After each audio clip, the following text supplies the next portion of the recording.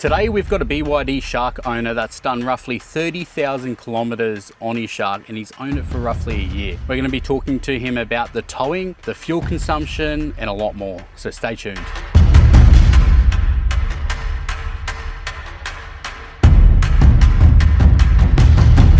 Had 80 series Land Cruisers, 120 series Prado, and they tow well, but this leaves them for dead. If there's any rust underneath, you haven't noticed any rust? Yeah. When we've had it off-road and we did that damage, it was with a 33, so it was actually a little bit higher than what it is now. So what made you choose the BYD Shark over all the other competitors in the market? Pretty much that was an easy decision to make because it's the only sort of car that offers. So you got the, you can drive it electric, EV only, and with my job, I only do about 80, 90 kilometres a day. Yeah. And when I heard about the Shark coming up, we normally pre-order a car ever, but it just sounded like it tick all the boxes because don't tow anything really heavy. The distance, it'll do that distance, the EV range, so 80 Ks into town, bit of driving around in town. Yeah. Start-stop driving. I do a lot of start-stop driving between jobs, which the diesels I've had previously was a nightmare fuel-wise. They just don't like it, and DPFs clogging up, don't like that sort of driving. And on that, what vehicles did you own in the past? Look, previously I've had, and they suited the jobs they did back then because I was doing longer distances, but diesel Hiluxes, dual cab, couple of Canon, GWM Canon utes, great cars, and they're good for a purpose, they're good for long hauls on highways, but in town they don't like it. They start sucking the juice, they block up the DPFs like I said. Yeah, weren't really happy. Yeah, I've heard a lot of the people with the newer vehicles, they got AdBlue, either the AdBlue or they've got the DPF. That's right. And they get issues, and I've heard of people pulling over on the side of the highway just because they go into a sort of limp mode. Well, that, and also because they need to do a DPF burn, you got to do that manual DPF burn, which is a bit of a headache. Or you got to stay driving down the highway for another 10, 15 minutes past your destination just to allow it to do the DPF burn, which is a nuisance. Yeah. So you don't really baby this thing. I know you've taken it a few places off-roading. Where have you taken it? Yeah, so we've been to Genoan Hills. As you know, you've seen it there in action, and it's tackled medium to easy sort of stuff, nothing extreme, but I'm not really interested in doing extreme stuff. And they never portrayed it from the start as a hardcore off-roader. It just wasn't. So I never expected to do anything too crazy, but it has surprised me. Yep. It's done well. Yeah. Yeah. And you've also taken it to Fraser. Yeah. So it's truly at home. Being an electric car with all the torque instantly, it's truly been at home. Yeah. On the beach, loves it. And I always get these comments about where are you going to charge this car on Gary? Mate, this thing has, is it a 75 litre fuel tank? So you got you have a 65 litre fuel tank, and we were up there for 1 week. Yep. We did a lot of travelling, as you know, every day. It burnt through that plus another 65 litres. So for the whole week, we burned about 110 litres. That's not bad. Of fuel. Yeah. And that was without charging it at any stage. Yeah. And you weren't towing, were you? Weren't towing, but we were not easy on it. We were pushing it on the beach and not trying to save energy. You had a full car. That's right. Yeah. I think there was about 4 or 5 people in your car. Yeah, it was loaded, and we weren't easy on it. We weren't trying to save energy. So no, really impressed. It did well. I was happy with it. Yeah, I think overall fuel consumption for the whole week, the travel also from Brisbane up to Fraser and back, or Gurry as you want to call it. We averaged fuel-wise about 12.5 litres, I think it was. That's really good, especially for sand driving. Yeah. That's fantastic. Yeah. Keeping in mind the first 100 Ks was battery charged up from home, so you got to allow for that. Yeah, and on that with the battery, some people talk to this SOC, so state of charge. Yeah. What do you think is the optimal to put this car on for stuff like that? I don't have state of charge on it all unless we're going camping and you want to save the battery for usage overnight. Otherwise, no, you leave it at 0 and just drive it in HEV and let it work out its thing, and it seemed to do a pretty good job of that.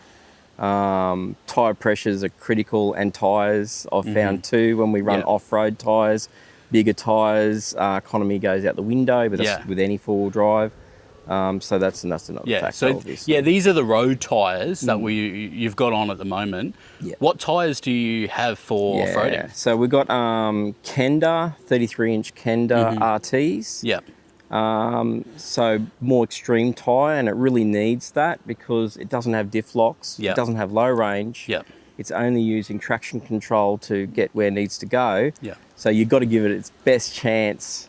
Getting up anything, it's got to have maximum traction. And people are trying to compare the Shark against things like the Tank 500 and stuff, which have a dual diff lock and low range, it's not comparable. No, different car. Completely different car. When you get home and stuff, do you plug this one in? Every night. For a day's use with my job as a tradesperson, I charge it every day, and that gets me by for the day. But then you've obviously got the backup of the motor. If you need to do a few more miles, it's no big deal. The motor kicks in and you keep going. That's fantastic. And I'm sure you've put your pedal down on this. How do you feel the torque, the acceleration? Power is just incredible. Like, it's got more than it really needs.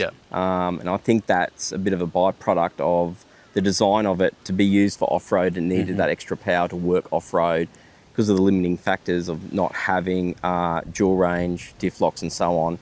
It just needs that extra torque because you don't have the low range gearing to be able to work. So for me, it's probably overpowered. I run it on what I call fluffy mode, which is eco mode, which only runs one motor, the front motor, and that is truly... Right, so these are dual motors. Dual motors. And just the one motor on eco mode is more than enough on the road. Fantastic. And I see there's a tiny bit of damage on your side step. Clearance. She's a long car, so clearance when you get off-road onto some more decent sort of tracks, that can be a bit of an issue. When we've had it off-road and we did that damage, it was with a 33, so it was actually a little bit higher than what it is now, an extra inch roughly. It could, if you're going to go off-road, I'd recommend getting a slight lift on it, but it's not absolutely critical. The way it is, it does a good job. Just change the tyres and a bit of underbody protection, and away you go. So you're buying a Shark. Obviously, it's not a 4x4 vehicle. Just chuck a set of tyres on it. If you're after that real capable 4x4 vehicle, either wait for they're talking about the new Shark is going to have sort of the Denza driveline. Some Denza gear. No, it's all just speculation at the moment, but they're talking about it's either going to have the rear motor assembly out of the Denza or both, or just the front, which has a proper low range and a proper mechanical locking diff, which is going to give it a lot more off-road ability. For sure. I mean, another thing with the car, and I always say to people that ask me about it, they say, are you happy with it? And I said, look, I'm really happy with it for what I use it for, but if you're the sort of person that's going to trip around Australia, no. If you're the sort of person going to trip around Australia with a 2.5, 3 ton, we can't tow 3 ton, 2.5 ton, but even with a 2.5 ton van, no, you're going to burn through fuel like there's no tomorrow. You've got to stick with the old diesel. You're going to stick with the diesel. That's the king of towing for now, for sure. It's still the way to go. But as you said, city runabout, it's fantastic. You get the 100 kilometres for virtually free. That's awesome. For me, going away, hitting the tracks 2, maybe 3 times a year. So you use a bit more fuel, so what? You can live with it. Just suck for it up. all the comfort, the creature comforts, the savings on fuel. She's costing me about $5 to $6 a day on electricity. Can't really beat that. No. I spend a lot more in petrol than that's for sure. And towing, you've towed with this. Towed with it. You've towed a van. 1.6 ton van. We've had it up the range a couple of times. across the border from Queensland to New South Wales, and it loves it. It's, to be honest, I've had 80 series Land Cruisers, had a 120 series Prado, and they tow well, but this leaves them for dead. Yeah. Like towing, because that instant torque response is phenomenal. Yeah. So as a tow vehicle, and with the weight of the vehicle, gives it that stability as well. Yeah.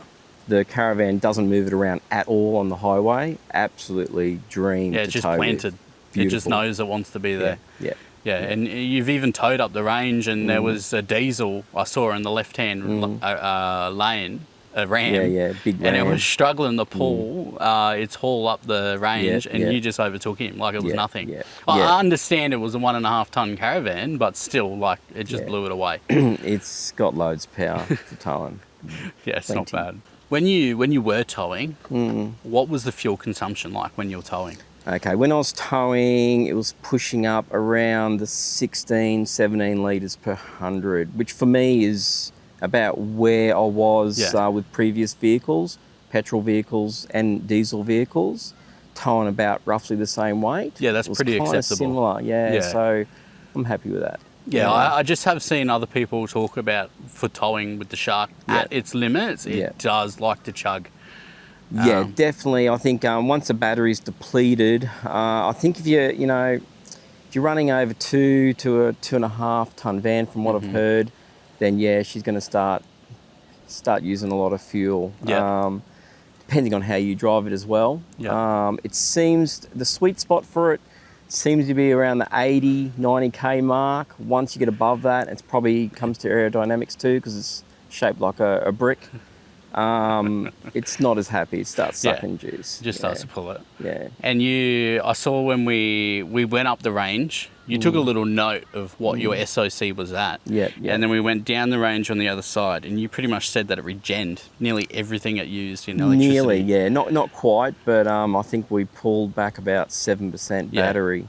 That's Just really rolling cool, down the hill. regenerative Works braking. really well. Yeah. The regen's Yeah. game And when you were off-roading with that regen braking, did you feel that when you were going down that hill? Remember that hill was really steppy? Look, it's not really aggressive in the Sharks, as a lot of people have mentioned in the past. And you can't. I've got it on the heaviest regen.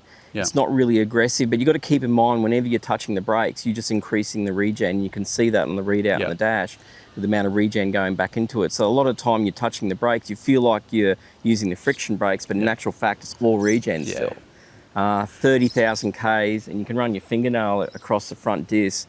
There's not even a lip there yet, so the brakes are not working hard at That's all. just insane. Yeah. They'd probably last till about 150,000 Ks by the sounds of it. The brakes will go a long way, for sure. Yeah, that's awesome. Yeah. And you get all that for, what was it, $58,000? 58,000, at the moment they're doing cashback 3K, so it's about 55, 56 grand. It's sort of like, what else do you get for that price? Not much. And the only other brand that's similar is GWM, and that's still an extra 20 grand for a similar vehicle. That's right, for Tank 500. The Alpha Fev would be the Alpha most comparable. Fev, yes, correct, yes. Is there any moments where you found traction control like surprise you? Like it's pulled in and it's just like sort of launched you or anything? Off-road or on-road? Yeah, off-road. Off-road, no, I think the traction control works really well. I've seen where other people in the past reviewing the vehicles have struggled with it. Yeah. I seriously have not had any problems. Just coming in here, as you saw, had it in mountain mode, but did really well. It was picking up wheels front and back and kept moving. Yeah, there was a not few an steps issue. there. We'll just put that over the screen right right. now. There was pretty gnarly steps. Yeah, It's sort of a yeah. gatekeeper to get into where we are. Yeah. And it just handled it really well. Yeah, For and an that's- all-wheel drive vehicle, it's... That's running highway tyres at 36 PSI. Yeah, I know. So, We didn't air did down well. to get in here. We No. just... Because we're going home after this. No, did well. So the Shark has vehicle-to-load capabilities in the rear, right? So tell us about some use cases you've had and how you found that. Well, you got vehicle to load, which they give you an adapter which goes to a basically like a power supply, 240 volt points that you can plug whatever you like in. That runs into where the charger would normally go in the charger vehicle. That's vehicle to load, but then you also got the 2 power points or 3 power points actually in the tray, which whenever the vehicle's running, you can run stuff off. I charge batteries and that for work off that. Then you also got a point inside the vehicle on the back seat, which also operates while you're using the vehicle. We use obviously the power vehicle to load to run our caravan, and it runs it for days. It's fantastic. We even run other people that are camping with us run their gear as well. Yeah. How many kilowatts is this again? It's just under 30 kilowatt hours. Yeah. So 2.2 kilowatts is roughly 200 amps. So you can see this is running like 2,500 amps. And you talk about people with their systems and solar panels and everything, and you think 400 amps is a lot. That's just insane. Yeah, no, so you can run air fryers, induction cookers, everything. Microwave ovens. We run the air conditioner in the caravan all night. Yeah, loves it. Yeah. It's just really insane. that has been a big game changer. We love our camping. I've been able to get rid of batteries, generator, our power supplies. It's all gone. Even gas, all gone. Yep, no diesel generator. All you got is nothing. your induction cooker, and you're set. Don't need any of it. No, it's fantastic. It really, until you've gone camping with it, you realise this is a game changer. Camping is fantastic. Yeah. Yeah. Another thing, GVM. What is it? And do you have any issues with it or? No, for me, the current GVM is fine. I usually only run around with 200-300 kilos in the back tops. Yeah. No passengers, just me. So you can get GVM upgrades. There's a couple of different levels where you can run, I think it's an extra 300 kilos of load. That's not bad. Or an extra 500 kilos of load. That is going to stiffen up the suspension a lot, so your ride's going to be sacrificed, obviously. Because it's a double wishbone suspension, isn't it? Fully independent suspension, double wishbone, rear. So very, very comfortable vehicle to drive. Yeah, for sure. Compared to your traditional leaf spring. It doesn't drive like a ute at all. It drives like a SUV. Yeah, that's what you fantastic. want. This is super comfortable. So who do you think the Shark is perfect for? Mate, I think the Shark. There's a lot of people the Shark would suit out for. As we've mentioned, towing, long haul towing, no. Diesel's still king. Yeah. Simple as that. You can't beat them. In Australia, we don't have enough infrastructure to support the electric to go charging up. It's just too much of a hassle.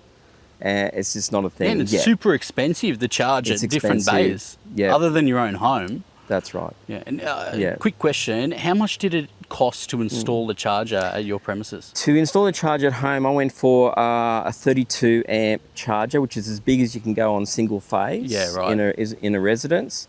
I think the total cost of that installed was about $1,600. Oh, that's not too bad. Installed with a separate circuit meter on a different tariff as well, so you get cheaper electricity. Similar to how your hot water system uses electricity.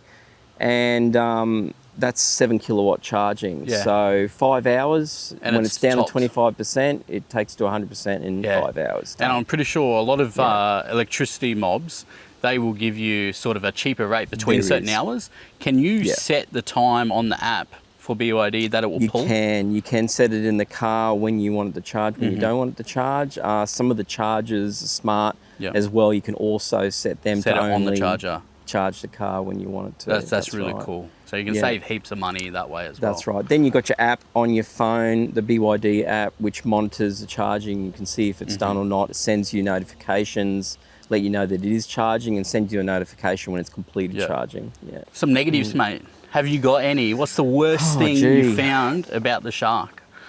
The worst thing? Not much. Maybe Android Auto glitching out, but that's not a BYD thing. I think that's standard across the board. Exactly. So it's not just this vehicle.